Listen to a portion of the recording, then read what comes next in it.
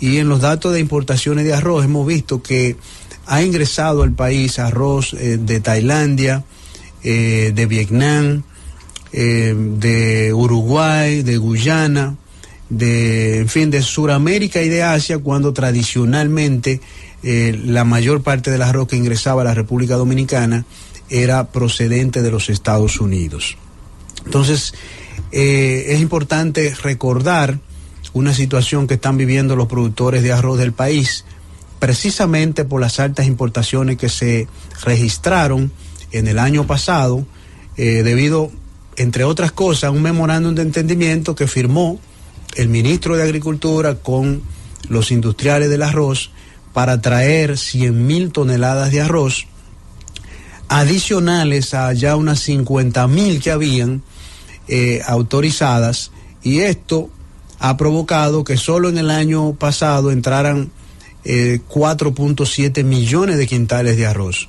Esto es aproximadamente el 30% de todo el arroz que consume el país. No obstante eso, en este año ha seguido entrando arroz. Ya, según los datos de aduana, han entrado más de 22,000 toneladas en este año, es decir, un poco más de 400,000 quintales de arroz que han entrado también. ¿Y qué es lo que ha pasado? Bueno, esta sobreoferta de arroz ha permitido que los industriales del arroz usen su bargaining power. Uh-huh. El bargaining power es que tienen mayor poder de negociación, y entonces, basándose en eso, han aumentado el nivel de impurezas que le imponen a los productores de arroz. Para que se entienda más claro, una fanega de arroz de 100 kilos, de arroz cáscara, tradicionalmente en la segunda cosecha del año, por ejemplo, el arroz de la línea noroeste, que es el de mejor calidad, tenía una tara que rondaba entre 10, 12, 15%. En este año esa tara ha sido más del 60% en muchos casos. Esto es que un productor, para poder cobrar el precio de una fanega, de una unidad de comercialización de 100 kilos, tiene que entregar hasta 160 kilos, 150 kilos. Es decir, está perdiendo prácticamente la mitad uh-huh. del volumen de producción, y en consecuencia eso significa una reducción directa de su precio.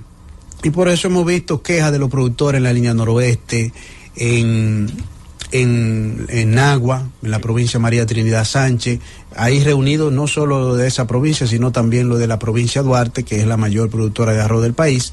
Hasta en San Juan vimos quejas de los productores reclamando una intervención, es decir, que el gobierno pueda compensar parte de los precios de las pérdidas que han tenido los productores, para que puedan tener capital de trabajo y volver a establecer nuevas cosechas, y así poder garantizar que los dominicanos tengamos arroz de calidad en nuestro país, y que se mantenga la cadena de valor con todos los empleos que genera en la República Dominicana. Bueno, pero yo quisiera saber, en primer lugar, a nivel internacional, ¿por qué ha caído tanto el precio del arroz, 35%?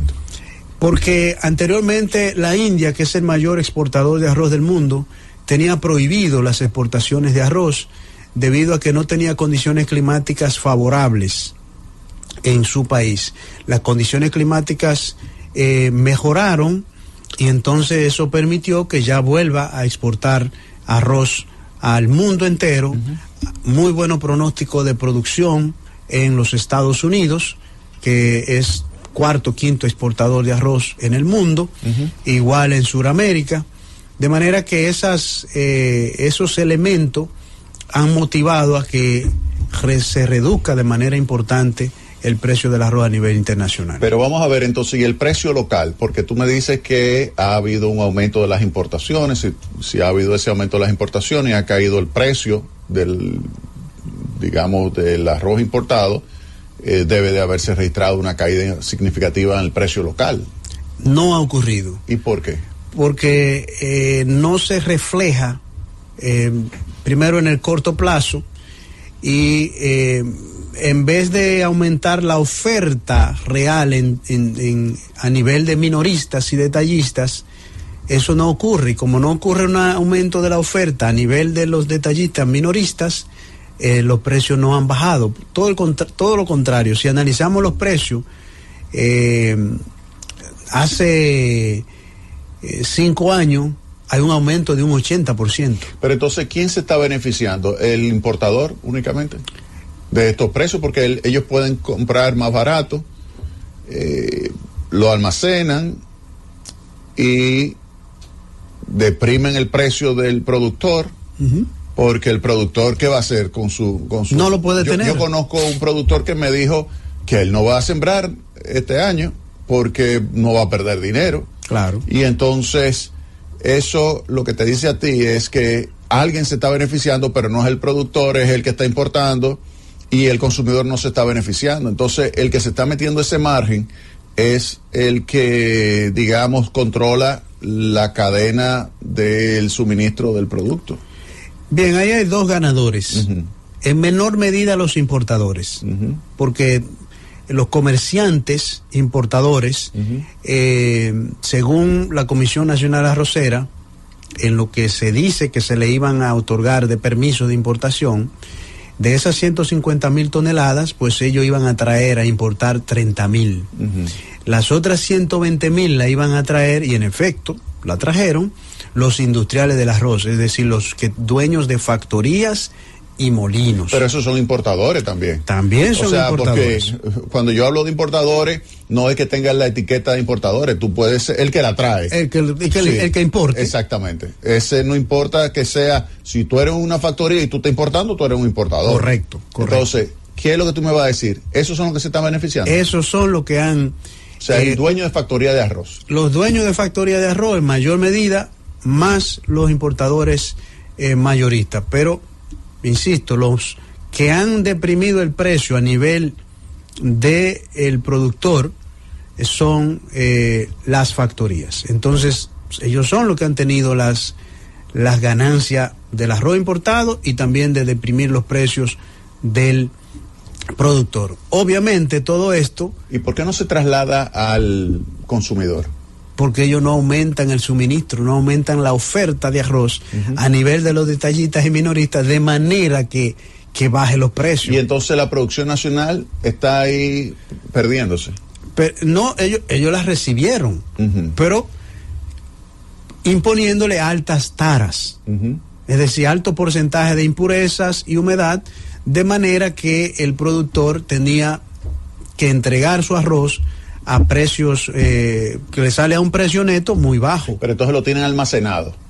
Los industriales lo tienen el arroz. Lo tienen almacenado, sí, ese arroz. Y lo están liberando en la medida que se necesita la demanda, pero no en una mayor cantidad para evitar deprimir el precio interno. Correctamente. Y evitar trasladarle la reducción. Ahorro internacional en la disminución del precio internacional, evita trasladárselo, ese ahorro, al consumidor local. Correctamente. Obviamente todo esto se desprende de una mala decisión de política agropecuaria, que fue la de permitir un aumento desmedido, firmar un memorándum de entendimiento para autorizar altas importaciones. Eso son cosas que no proceden, y eso lo hicieron las autoridades del Ministerio de Agricultura. Entonces, no es que los importadores o los molineros sean malos, es que ellos son rentistas, son empresarios, y su objetivo es hacer negocio, hacer riqueza. El que tiene que velar porque las cosas se hagan bien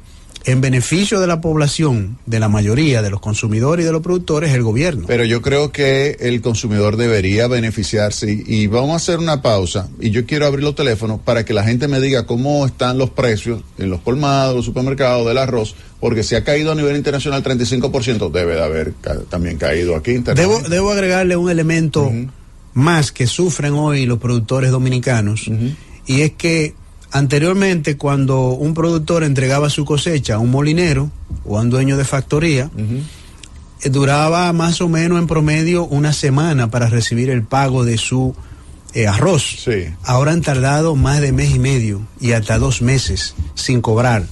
Y eso tiene implicaciones terribles en la economía del productor y en la economía local. Sí. Una situación donde al final lo van a quebrar al productor nacional. Hay muchos quebrados ya. Llévatelo, Fariña. Con